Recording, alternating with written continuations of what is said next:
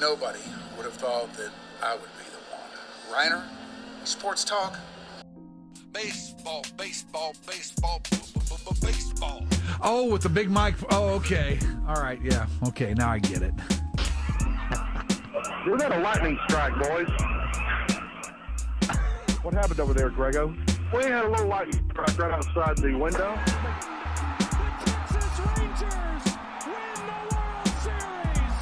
All right. Here's a tip for all these Americano League teams. Wait, you said tip? Yeah, tip. Okay. With a P. Keep jamming. The ticket, colon, nothing but a big Gen X jerk-off sake. This is a cool night or what? Although somebody would hear that and go, bullshit. I'm back, bitches.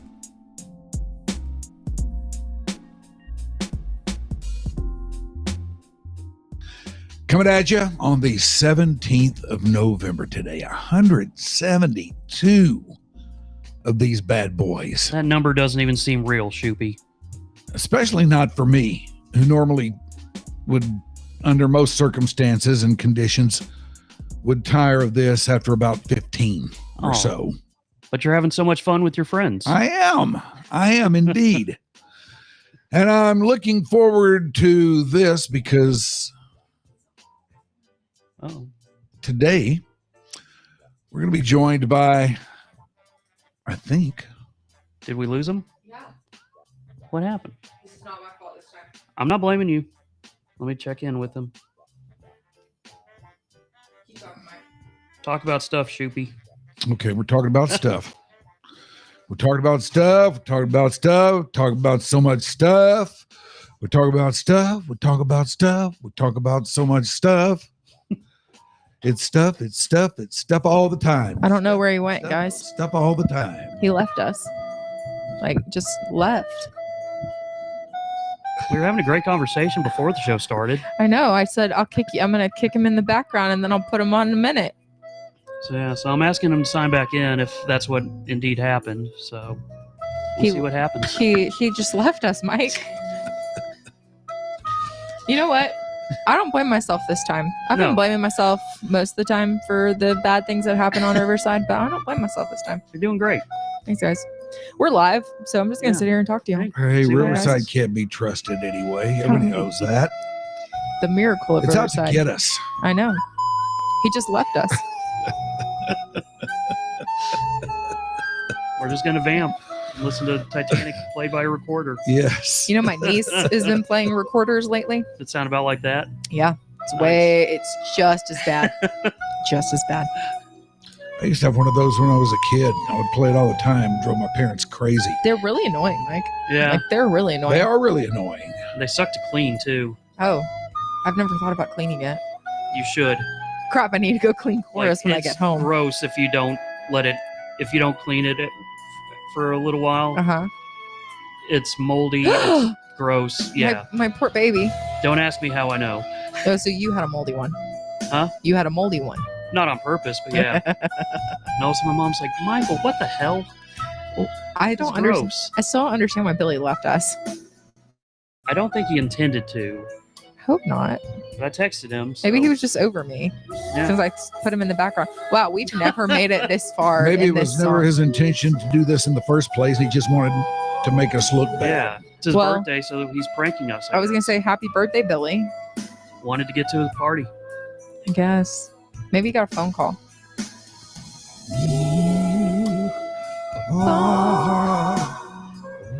Wow, this feels like a bust. I hope not.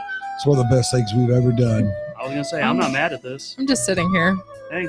I don't know what to do with y'all right this second. Happy 172. We've literally never made it this I've never far. heard in this far, and like, this was our No, band I haven't music either. and Freak.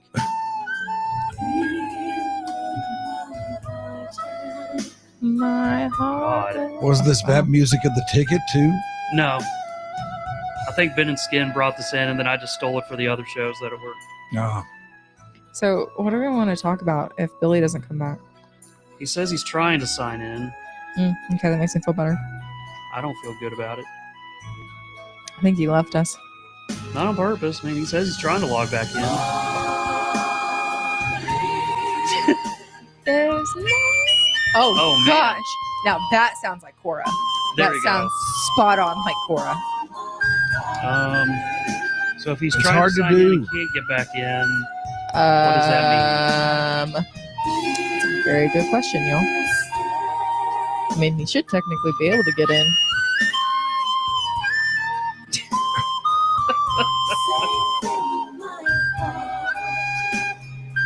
Do you want me to email it? See if that'll work. And he's got the link. He was Sure, able to keep sign going. in.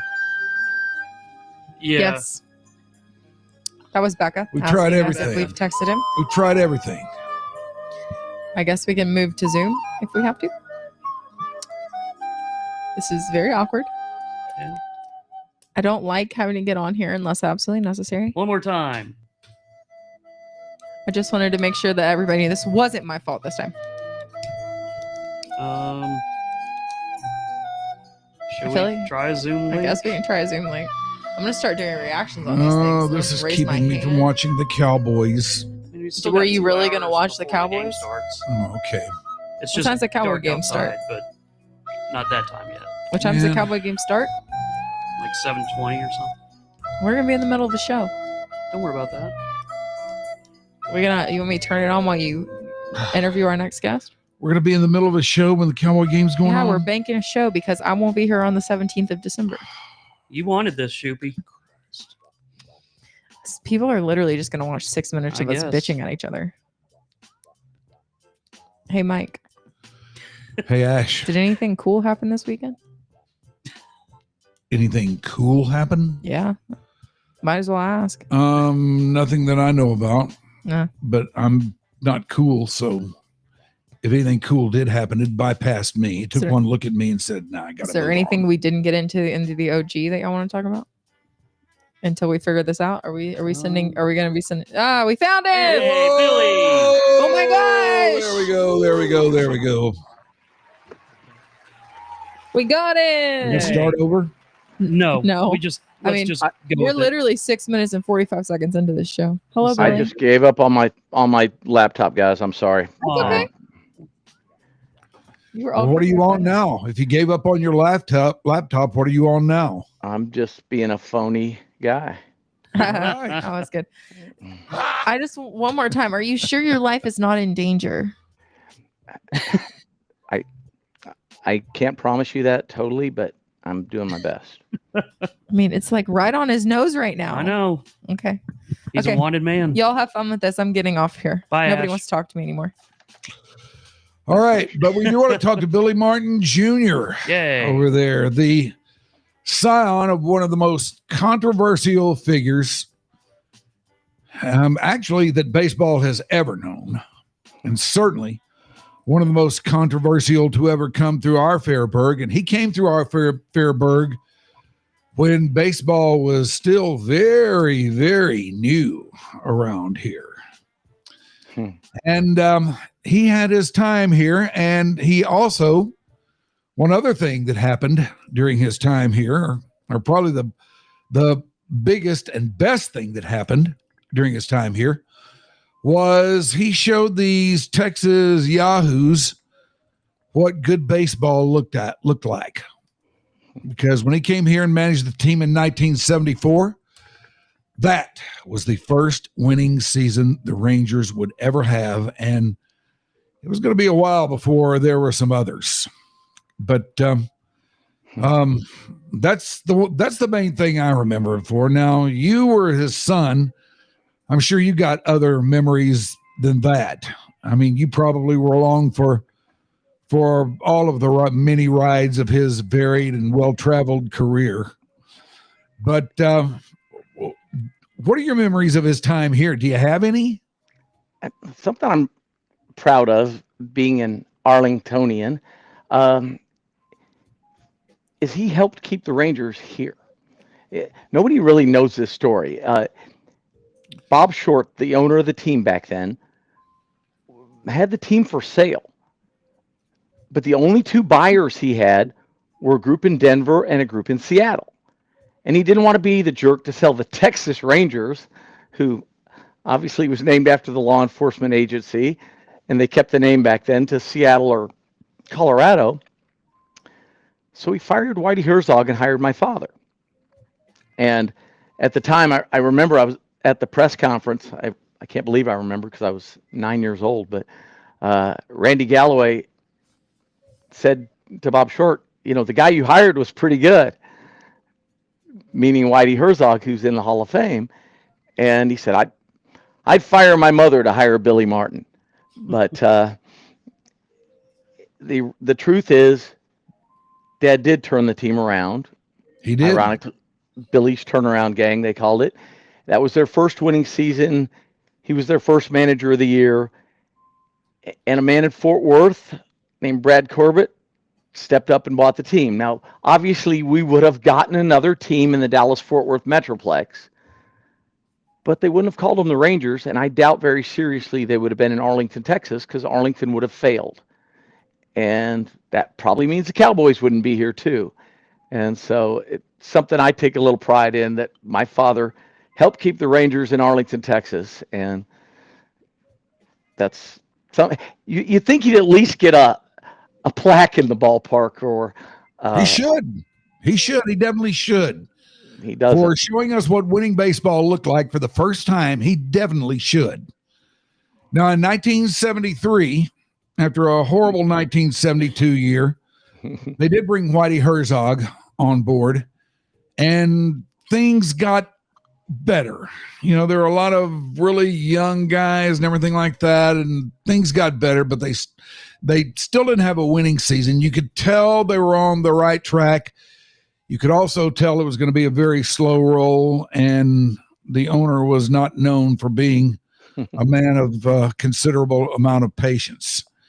And when Billy became available, I remember, yes, when that quote came down, and once he got here, it was like none of the previous 2 years ever even happened, because he just gave this thing such a swift kick in the ass that it was barely recognizable anymore, but that's the kind of thing he was known for. Texas is the only team he didn't take to the postseason. And if you think about it, how close we actually came that year in 74, finishing behind Oakland, who won, I believe it was their third World Series in a row. They were pretty good. Yeah. That was the A's of Reggie Jackson, Catfish Hunter, those guys. And yes, they were I know this is going to sound strange to people who are new to the game of baseball and only know it as it is today, but back then, the Oakland A's were a mighty force to be reckoned with. And that Ranger team was good too. It's not like they were lucky or anything like that. They were good. There was just something in front of them that not only they couldn't catch up to, but nobody could. Nobody can handle that team.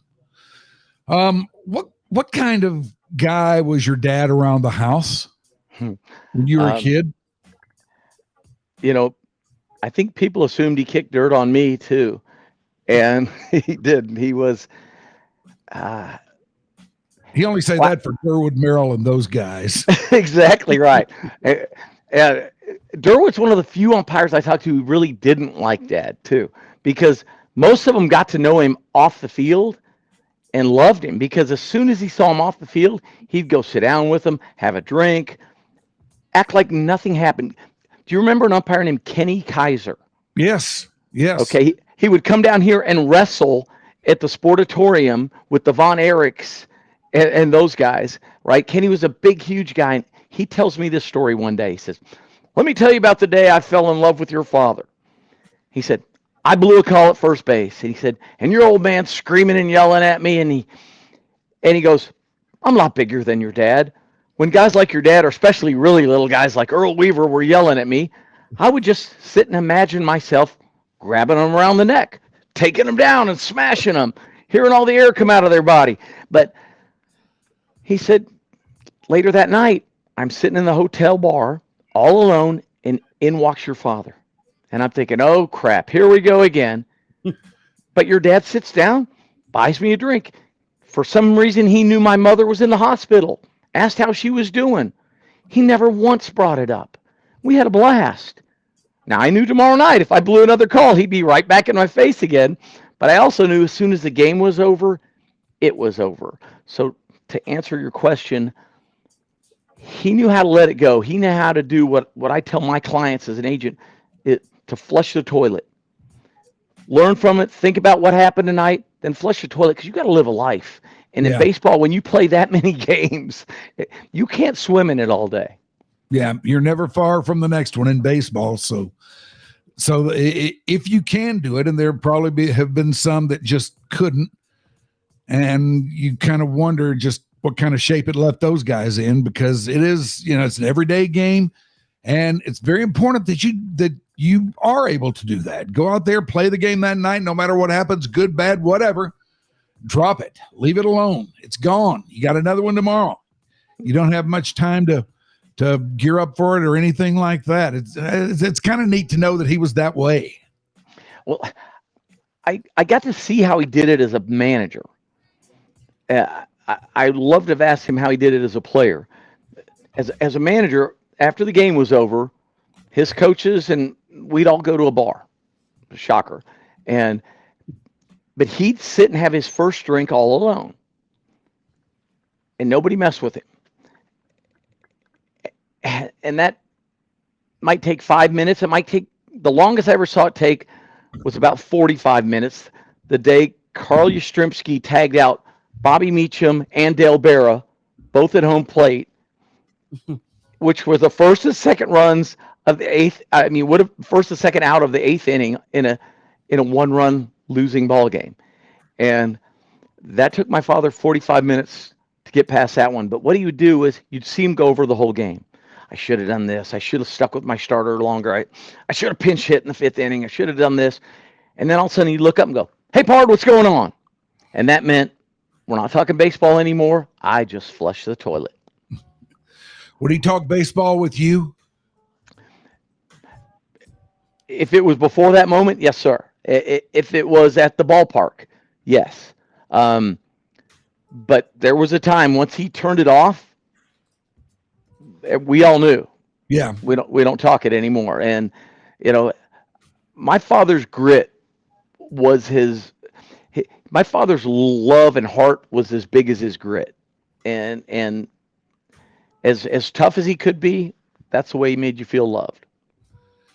I promise you, we are going to get here in a little bit to what you're doing right now. I promise you that. But just a couple other things on your dad.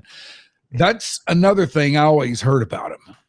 That, if you were one of his guys and you were one of his friends, you were golden. He would do anything for you. Absolutely. To a point where I find out so many things as time went on. Okay, here was one. As a rookie agent back in the freaking 90s, there was a man who was a farm director for the Cubs at the time named Jimmy Piersall. Okay, well, I knew my father and Jimmy Piersall got in a fight in Boston. I mean, it was literally, talk about time change. They started talking trash during a game in the 50s, right? Mm-hmm. And one of them said, "Hey, you want to fight after the game?" The other one said, "All right." They met under the bleachers at Fenway and fought. Mickey Mantle told me this story about my father. Dad never even told me.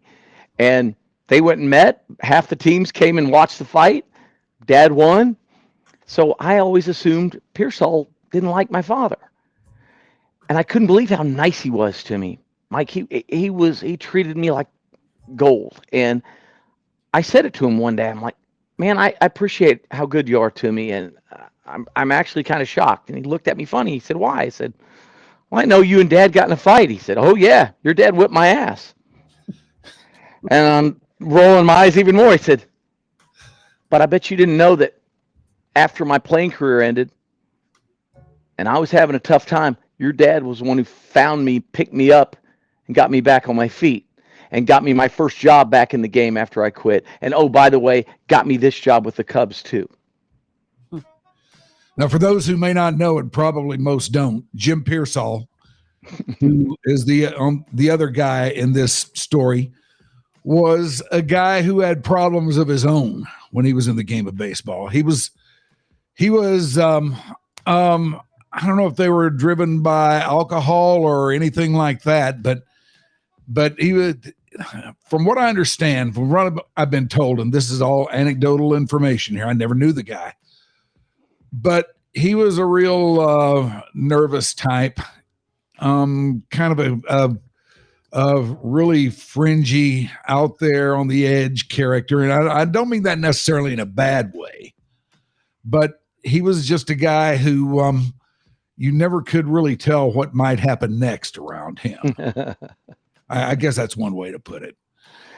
But that's a neat story. That's a neat story about Billy.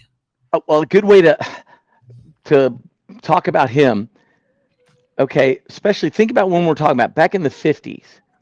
He hit a home run, and I believe it was a benchmark home run. It was some kind of record for him, but he ran the bases backwards. Yeah. Okay. Yeah, Okay. So think about doing that in the 50s, because you're getting ear-holed next time you come up to bat, or your teammate is coming up to bat behind you. The baseball was taken very, very seriously back then, and only a very, very out there character would even consider doing something like that. But Jimmy Piersall did it. And it was for his 100th career home run. Yes, I remember that too. He ran the bases backwards. And to be clear, he still went first, second, third home. He was just literally facing backwards. Yeah, right. Yeah. Okay. I think that's how it was. That's what I'm reading, but I just it wouldn't count. It wouldn't count the other way. Right. Yeah. That's true. It wouldn't count the other way. Indeed, Shoopy. So, how long have you been in the agent game, Billy? We started Pro Agents, the name of our company, in 1995. My partner, this guy named Dave Pepe, his father, Phil Pepe, was a sports writer back New then. York. Yes. Yeah. The only one that my father truly trusted, covered Dad as a player and a manager. Dad could say, "Hey, Phil, this is off the record," and it stayed off the record with Phil. And they did a book together, Billy Ball, I believe they did, in the 80s about Dad's Oakland tenure. Yeah, I remember Phil Pepe. So he got you into the agent game, or how did that come about? Well, Dad had been pushing it for a while on me. I don't know if it's because of my lack of power or lack of average arm at second base or shortstop, but he really felt like the salaries were starting to move up, and that was a great direction to go. And I also think he had that ability. He could tell when somebody was ready, Mike. He could look at a player, and there's so many guys. Like, I was sitting in his office. We were talking about 74. I was sitting in his office in that spring training, and Mike Hargrove, who played in A-ball the year before. Yes. Okay. And he pokes his head in Dad's office at spring training and says, "Hey, Skip, any chance I might be at AAA this year?" And my father's sitting in his underwear at his desk and scratches his head and goes, "AAA? Hell, son, you're my starting first baseman." "Thanks, Skip." And he walked off. And he was too. And he had a heck of a year that year. Rookie of the year. Yes. He got his moniker, the human rain delay, that year for the Right. batting glove thing he would do to waste time and think about what the next pitch was. Boy, But, you talk about a guy who could slow a game down. Hargrove could slow a game down. And he did it every time he came up. When he came up, you just knew that whereas an average at bat might take, let's say 3 minutes, with him it's going to take at least 6.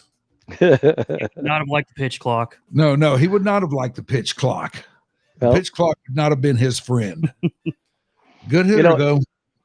Well, it's funny how everybody gets all mad about the Astros banging can lids and all that stuff. And that stuff's been going on since the game's inception. I have a quote on my son's wall. My father said, "Cheating is much a part of the game as Cracker Jacks and popcorn." And and if you're not cheating, you're not trying to win, in my opinion, because I know Dad did back then. Another 74 thing. His A-ball his A-ball manager was sitting in the press box because Dad would bring all the managers up after the minor league season would end and ask them to be part of the team because he wanted them all to be on the same page. Yeah. And he tells me this story. It's like, I get a call from Art Fowler, the pitching coach, in about the 7th inning in the press room. Can Hargrove lay down a bunt? I might need him to lay down a squeeze bunt 2 innings from now to win the game. And his manager's like, well, he was my 3-hole hitter. I never asked him to bunt, but absolutely, he's the best player on the team. Yeah, he'll get it down. And it actually happened. And I still don't know how many managers think that far in advance the way he did. But that's how he was with his guys. That's why Buck Showalter says to this day he learned more from my father driving him around, driving him to bars when he was an A-ball manager with the Yankees, because he'd have them all up at spring training, hanging out with the team, and have them out as soon as the season was over. And if you think about that stuff, that should happen a lot more now than it does. And Mike Hargrove, as far as getting a button down goes, that's one thing you never see first baseman in the game of baseball do. First basemen are mostly big guys. They're mostly power hitters. Yep. The really good ones are good average hitters too. But one thing you don't ever see them do, you never see them even try to do, they're never even asked to do it, is get a bunt down. But if ever there was one who could do it, it would be Mike Hargrove for sure. Well, it actually happened that night. Rich Donnelly said as soon as he hung up the phone, he went, "Oh, crap. I hope he can do it. I hope he gets it down." And it actually, but what are the chances it's really going to happen? And it really did happen. And Hargrove got it down, and the Rangers won the game. So the story has a happy ending. Oh, yeah. So you've been out in Las Vegas at the owners' meetings these last few days? I did. Got back. We also have the agent meetings at the very end of that, and go over lots of stuff that's going on in the game. And it's kind of awkward for me as an agent. I'm sitting in a room with 500 other agents, and I kind of wish a bomb would go off in, but the truth be told, it is a great learning experience. The Baseball Players Union, they're amazing. They do so much to help us, and that's why baseball players are probably taken care of better than any athlete in any sport there is. Yeah. One thing that's going on out there right now in the game of baseball is there's already talk about this, and that is what's going to happen next year. And by next year, I don't mean this coming year. I mean next year in 2027, because then it is said that we're going to have another labor situation on our hands, and we're already hearing the drums starting to beat about a salary cap and all this other stuff, and this is going to be a time of change. They're telling us. It's one thing we're hearing. What's your feel for that? I mean, I go back and forth on what my feel is, because I'm a Texan. I hate this stuff, but we're going to see. I mean, I'm a baseball fan, and I hate this stuff too, but it comes up every 4, 5, 6 years, and it's coming up again next year. Yeah. I hope they're going to find a way to figure it out. I'd love to see that. I don't have confidence because I don't think our commissioner has much of a feel for the game at all. You know, he does so many things that just make me scratch my head that make no sense at all. And I know he's just going to do whatever the owners think going to make them the most money, but which I understand to some degree. I mean, look, think about the changes in today's game.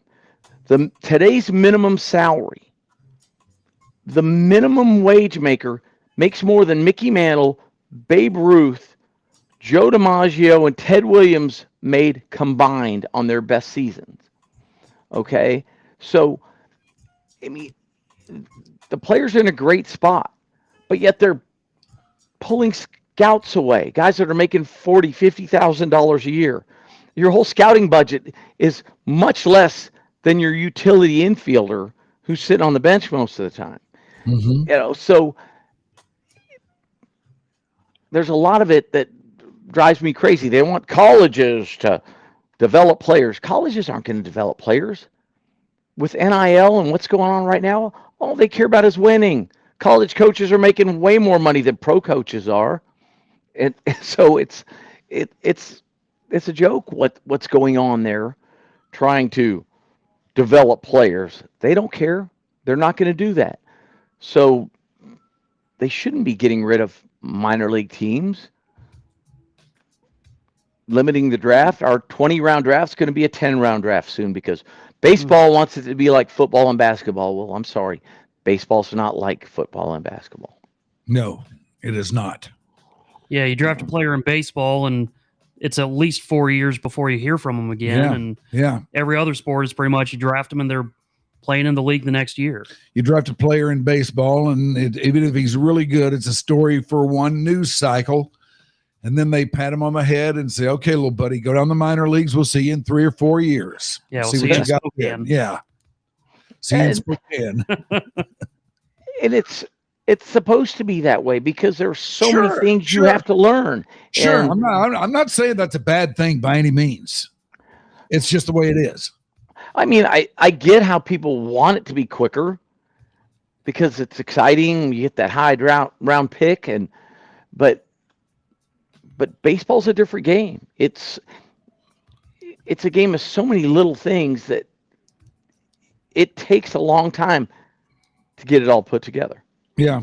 And even when you come up, you're still probably going to be sent down once or twice to keep developing because you just learned so much in your 2 weeks in the majors that, yeah, I need to readjust. Yeah, you need to go down there and work on what you just learned in the majors, because the majors ain't a place for working on stuff. Mm-mm. No, sir. In the major leagues, you're expected to know the stuff already. All right, what about this, Billy? This is a trend that in baseball this offseason that has turned up for the very first time. That at first I thought it was just a one-off, but as things have turned out, it's a little bit more than that. There are teams out there that are hiring managers who have no experience in the major league game. The San Francisco Giants got the ball rolling on this because they hired the baseball coach at the University of Tennessee. And since then, there have been some other guys, who have already been in, the professional game, but never have managed, never have coached, or at least if they have, that's been way, way down in the minors. And there are going to be about 3 or 4 guys like that in the game this year. What's your take on all that? I really want to see how much respect the players have for these guys. Yeah, that's going to be very interesting. Well, so when I first got in the game back in the 90s, my partner and I were talking about this a couple days ago. They used to use the expression college guy a lot, which was a baseball lifer who got drafted out of high school would kind of make fun of college guys back then. This was something that, like I say, way back in the old days, but okay, college guy. All right. Like you really know. And that was a kind of make fun of you term. Sure. And now they're doing this. that was my first concern. Will these guys respect them? Because I joked with Brian Cashman when he hired Aaron Boone. Because, first of all, Brian and I go back so far. We were both interns for the Yankees in the mid-'80s. When I was at Texas Tech University, which I'm proudly endorsing tonight after we had a big win on Saturday. Yes, we see that. But having a pretty nice year, too. Yeah, and I've got one son and daughter that went to Tech and one that went to A&M. So we have a house divided right now for sure. But anyways, I'm going back and forth with all this stuff. And how do you really figure, I don't know, this game is always mutating and changing, and we know that, but the part of the game that Mike touched on a minute ago. Tell me something, Mike, when you remember the good old days of baseball, what's a guy that you would say that's an old school ball player to me? That's an old school manager type to me. That's somebody I really respect. Those guys were out there. There are some guys today that are still kind of that way, but these guys that they're bringing in are from a whole different. They're going to have a whole different way of doing things, I fear. And I don't know, maybe baseball can use some of that. Maybe baseball needs to have its proverbial collective ass kicked a little bit and get into the present time of today. And maybe these guys are the ones to do it. I don't know. I don't either. I just find it really, really strange because, usually if you wind up managing a club, as you well know, then you paid your dues somewhere along the line. Most of the time, if you wind up as a manager, you started down in the minors and you worked your way up. And not only could you manage and know the game, but by the time you got to the major leagues, you were a really good people person. You were a good reader of people.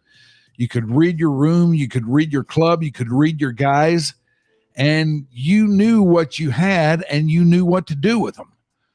I fear that a good bit of that's going to get lost here.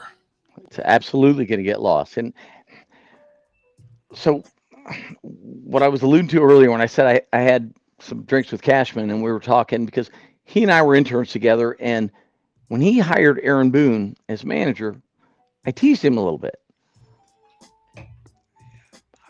This was a year after I'd already managed the Texas Air Hogs in the American Association, right? And I teased him about hiring Boone, and he said, "Why?" I said, "Well, I am infinitely more, prepared for a job like that or experienced at it." He goes, "Oh, really? How so?" I said, "Well, I have at least managed a team once in my life." and I said, obviously, I grew up in a baseball family too, so I got him there, but I didn't have his baseball background, but I was just teasing Cash, but really, Aaron Boone never managed a team. And they fired Girardi to hire him, which I thought was weird, and I think that was really all about analytics taking over. Yeah. And I think Aaron's great with the players, and I think they respect him. He obviously has the hides on the wall to do this job, but does Vitiello? I don't know. I want to see how that works out. The best managers weren't great players, most of them. Mm-hmm. Mickey Mantle said this to me about my father. Mickey would take me out to dinner twice a month after Dad died and just tell me stories about my father. And I can't tell y'all how much that means to me. I mean, I've been texting with David Mantle all day and trying to reach Danny on the phone. They're like my family. But what that man did for me, I can't tell you how much it meant talking about that stuff. But he said, I knew your dad was going to be a great manager when we were players, because your dad would see something and he'd run over to Casey Stengel, the Yankee manager, and say, "Look where the second baseman's playing, Skip. We can steal right now. They won't even cover." And Casey would look and do it because he knew your dad was right. And he goes, I never saw the game that way. Mickey never had to, right? He was so talented and good. This is what he said. He goes, I just went out there and grabbed my glove, my bat, and did my thing. He goes, but your dad was always looking for an angle. Well, my dad had to. He was the 257 hitter with no power who had to do whatever he could to stay on the field. Yeah. And that's why those guys were great managers. Tommy Lasorda was a terrible player. He was a great manager because he had to use everything he had in there to stay on the field. And that's the way Dad was. And these guys who haven't been there, who haven't played in the minors, I'm going to be shocked if it goes well. But who knows? I've been shocked before. There are a lot of managers who are successful just by the sheer force of their personality. Tommy Lasorda would be one of those. Maybe to a greater or lesser degree, Buck Showalter, who you just mentioned a moment ago, might be one of those too. Now, everybody around here ran pretty hot and cold on Buck. You either liked him or you didn't like him. But I will say this: Buck was always really, really cool to me. I don't know what it was about me that he liked, but he was always really neat. One day I ran into him when he was waiting for his wife to do something, and we went into a restaurant. We sat down, spent about 45 minutes talking ball. And I'm just pinching myself going, wait a minute, man, you're talking ball with Buck Showalter, just you and him? But the personality of the guy enters into this too. So I don't know, maybe these guys are going to be coming more from that angle than any other. Maybe they've all got great winning personalities and can get guys to go along with it. It's going to be really something to watch. I'm so with you on that. And I look at guys like, I think a great major league manager would be Pete Incaviglia, who's out here and managing the Cleburne Railroaders of the American Association now. That's right, he is. But Pete's a conundrum as a player, right? He might have been the greatest college baseball hitter in history. Yeah. Okay. But didn't play a single inning of minor league baseball. Went straight to the major leagues. And was never the major leaguer that he was as a minor leaguer. He had a great career, for sure. But if you look at his minor league, if you look at his college career compared to his baseball career, I mean, but they're not the same, though, right? I mean, he's the greatest college player everywhere. There's a big difference. That is entirely to be expected, well, because he didn't develop. Right. He had no time to develop. He was hitting college pitching one day, and the next day he was up here trying to hit major leaguers. With a wooden bat. with a wooden bat. That's really, really hard to do. If it weren't, we'd see more guys doing it. But what's amazing to me is you should see this guy's track record as a manager in independent league baseball. Everywhere he goes, he figures out how to win it all. He's won it all in the Atlantic League. He's won it all in the American Association. He's won it all in the Pioneer League. I mean, he's the guy that teams send the super prospects to play for. Yeah. Because they know he gets it and wants to help them. And he gets a ton of guys signed every year. If I owned a major league team, that's a guy I'd go grab as my manager because he's unique. He's not done the normal system. But if you folks want to go see a good manager, go watch a Cleburne Railroader game in the American Association. Pete will do it right. All right, this is Billy Martin Jr. with us here, the son of the former Ranger great manager for them and numerous other teams as well. And we'll have a little bit more with Billy coming up here in just a minute. But right now, it is time for us to stop down for the dreaded and feared mid-show read.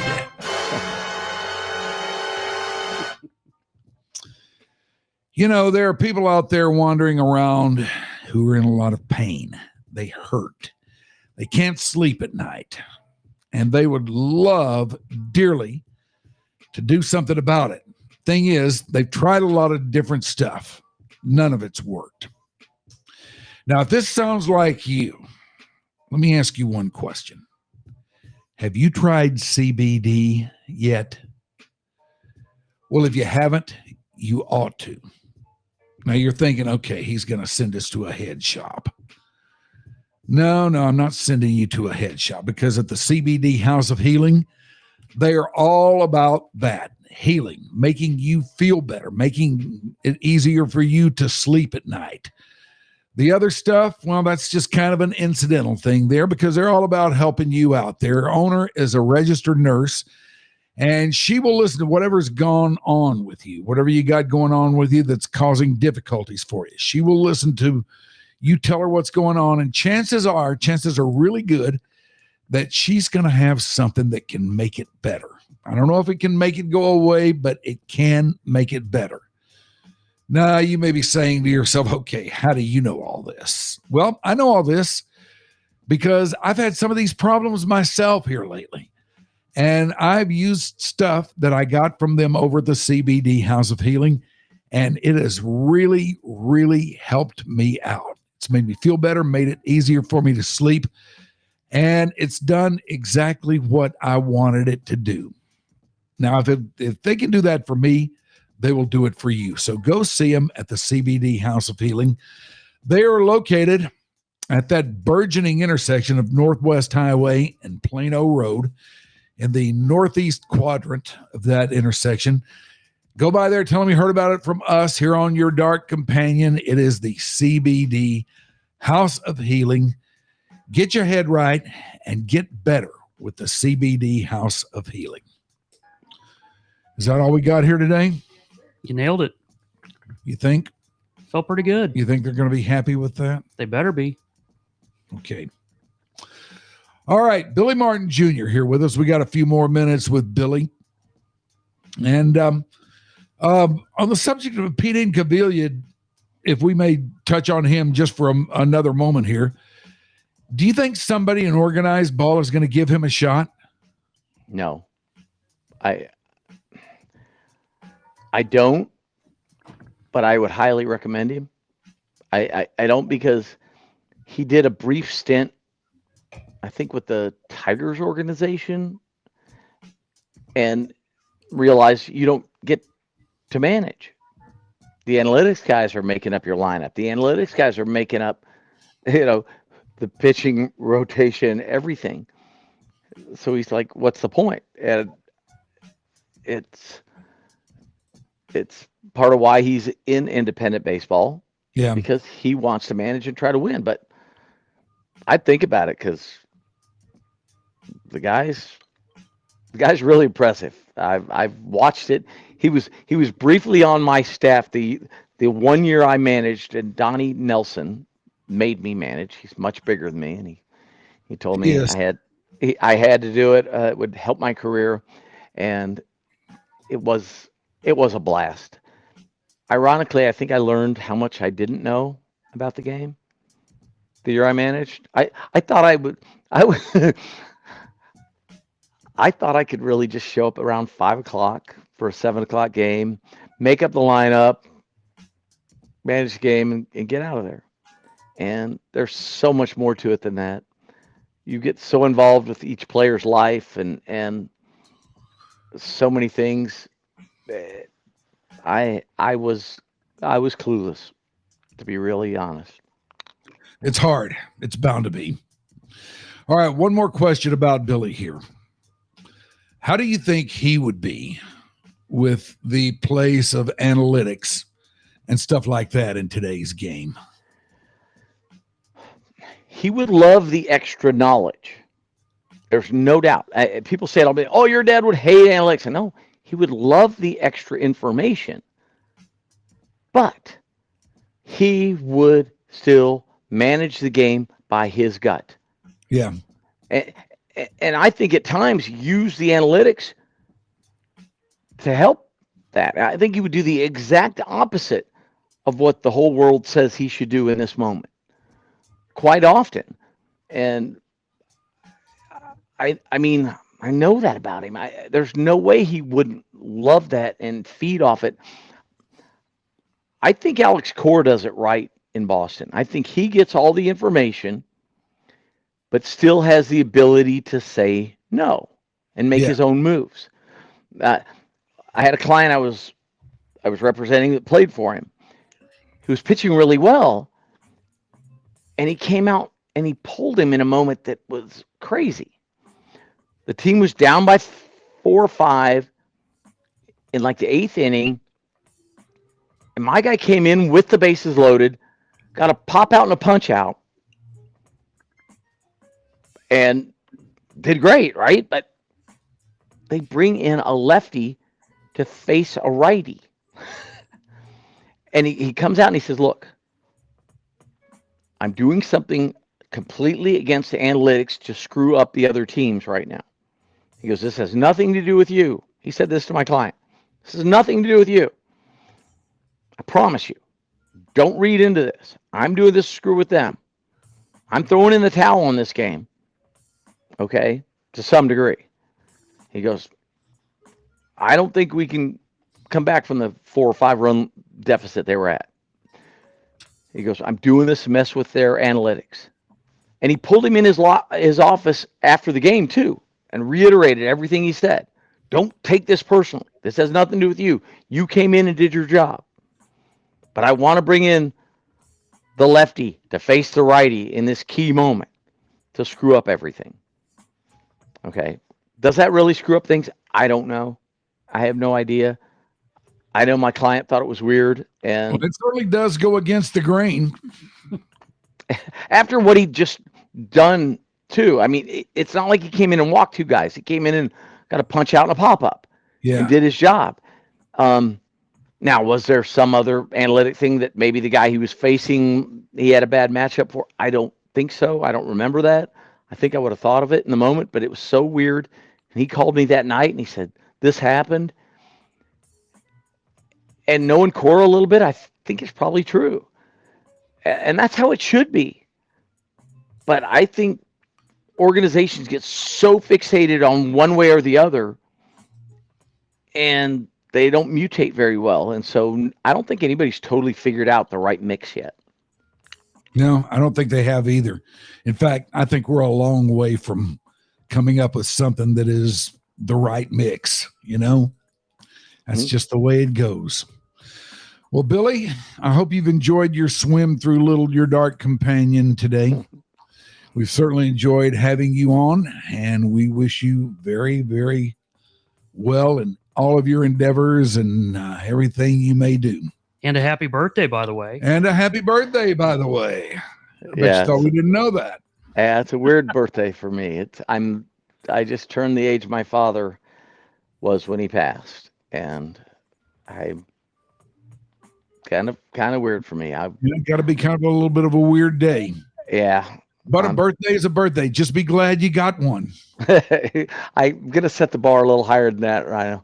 But come on. But I love y'all's show. Would love to be back whenever y'all want me. Good deal. We will have you back here.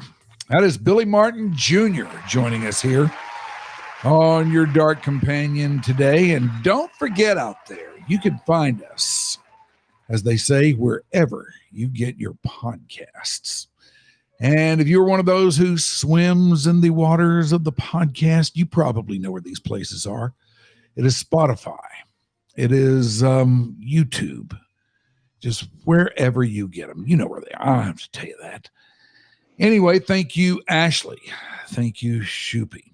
And if you like what we're doing, tell your friends, like us, share us, get us out there. The better you get us out there, the longer we stay around and the longer we keep doing this. It is Your Dark Companion. Thank you very much for watching. Bye.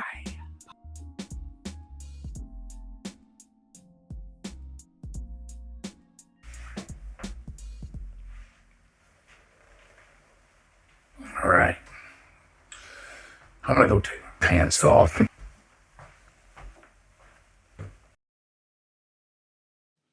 Your Dark Companion is a Stolen Water Media presentation.